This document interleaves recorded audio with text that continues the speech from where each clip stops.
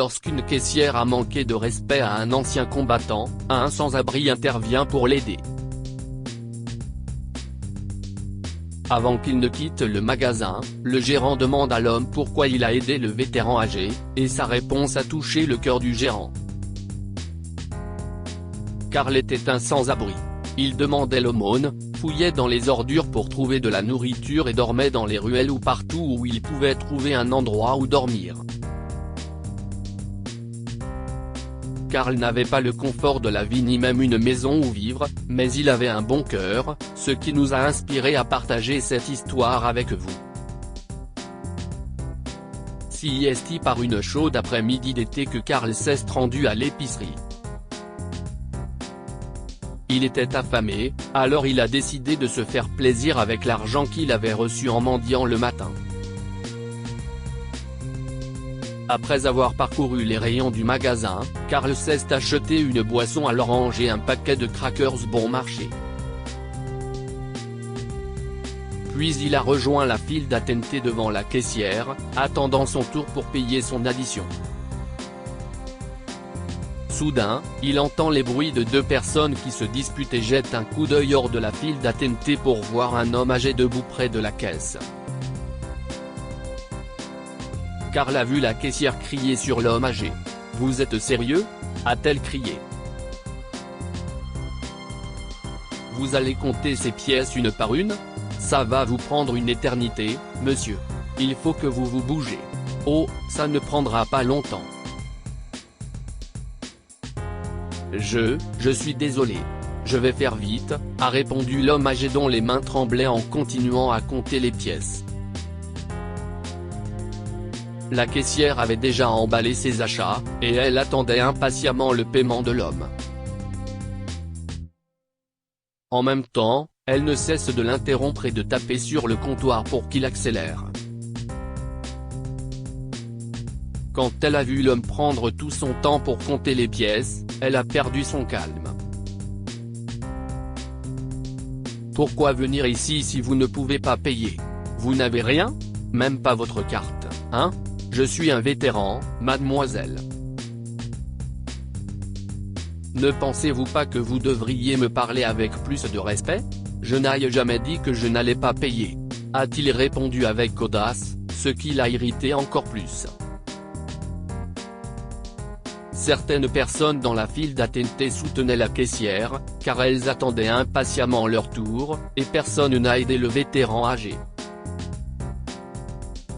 En voyant le vétéran en difficulté, un homme s'est approché de lui et lui est venu en aide. Cet homme gentil n'était autre que Karl. « Je vais vous aider, monsieur. » a-t-il dit et il a commencé à aider l'homme à compter ses pièces. Le caissier les a de nouveau interrompus. « Pourquoi l'aidez-vous? Si est-il de sa faute s'il n'a apporté que de la monnaie? Sans compter qu'un homme débraillé comme vous ne peut pas aider lui-même, et vous allez l'aider ?» s'est-elle moquée. Karl n'a pas répondu. « Voilà, monsieur. Cela fait un total de $52, s'est-il exclamé en finissant de compter. « Et j'ai $50 de plus, a dit l'homme âgé. Le total est de $112. Voilà, mademoiselle. » a-t-il ajouté en empilant les pièces sur le comptoir en deux rangées. Mais l'argent ne suffisait pas. « Et voilà $4 de moins, lui cria-t-elle en montrant le billet. Bon sang. Si est-il quoi votre problème? Vous avez fait attendre tout le monde, et maintenant il vous manque $4. Finalement, Karl a pris la parole. Vous n'avez pas besoin de lui crier dessus. Voilà vos $4. Il a frappé 2 billets de $2 contre le comptoir. Prenez ce foutu argent et faites-lui des excuses. Vous comprenez, madame, il a dit qu'il était un vétéran? Il a déjà servi notre pays de manière désintéressée, et vous êtes là à le critiquer? Les gens comme vous sont indignes d'être appelés humains. Ouais, peu importe. Maintenant, si vous avez fini, partez. La caissière a pris l'argent et leur a ordonné de bouger. Je ne vous laisserai pas vous en sortir comme ça, l'a prévenu Karl. Votre superviseur doit le savoir. Voyant la gentillesse de Karl à son égard, l'homme âgé avait les larmes aux yeux. Quel est ton nom, mon fils? Je m'appelle Simon, a-t-il dit. Je m'appelle Karl, monsieur. Je suis un sans-abri, a-t-il dit assez fort, mais je suis quand même mieux que la plupart des gens ici qui ont de l'argent. Je peux vous aider à porter vos courses dehors, monsieur, a-t-il proposé. Simon a dit qu'il se débrouillerait, mais quand Karl a insisté, il a cédé. Mais avant d'aider le vétéran, Karl a d'abord remis les choses qu'il avait prises sur l'étagère, car il savait qu'il ne pourrait plus les acheter.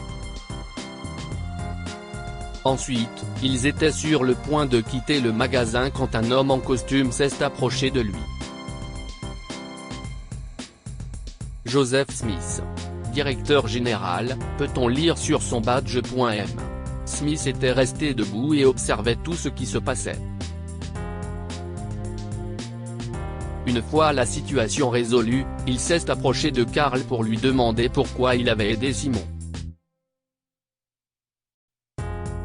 Pourquoi avez-vous fait ça? A-t-il demandé. Parce que pourquoi pas, monsieur? A répondu Karl. J'ai vécu une vie difficile dans les rues, et la plupart des gens m'évitent ou ignorent complètement mon existence. Vous pouvez voir que j'ai l'air pauvre. Mais il y a eu aussi de nombreuses fois où les gens ont été gentils avec moi. Je sais que si vous faites le bien, il vous revient d'une manière ou d'une autre. Alors je ne pouvais pas supporter de voir quelqu'un être rejeté comme ça. M. Smith a souri. Voulez-vous travailler dans mon magasin?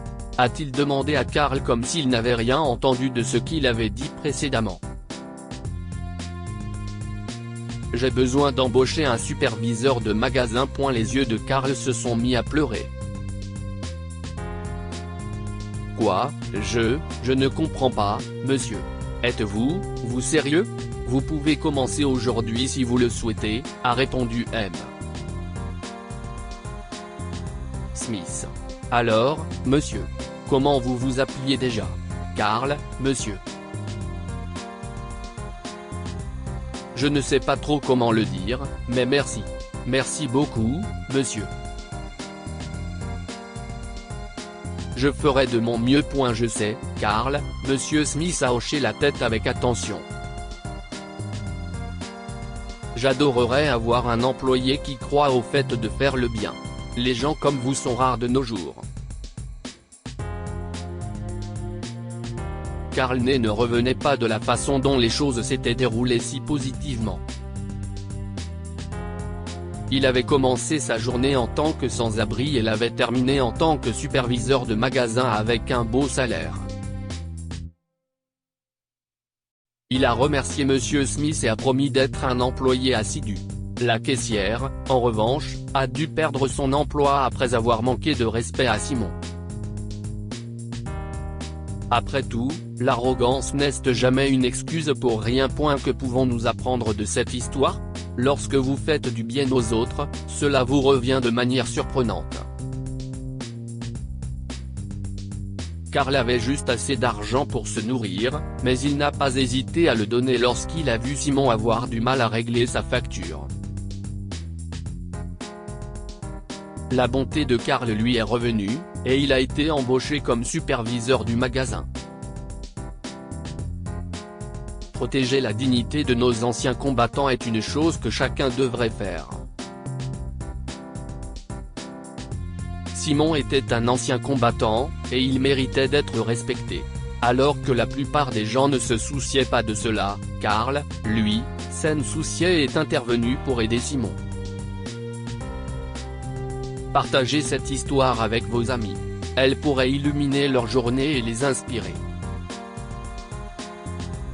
Lire aussi, un garçon aide une vieille dame pauvre à porter ses courses, sa mère reçoit une maison de 265 000 $ en récompense plus tard. Histoire. Abonnez-vous à Amo Mama sur Google News.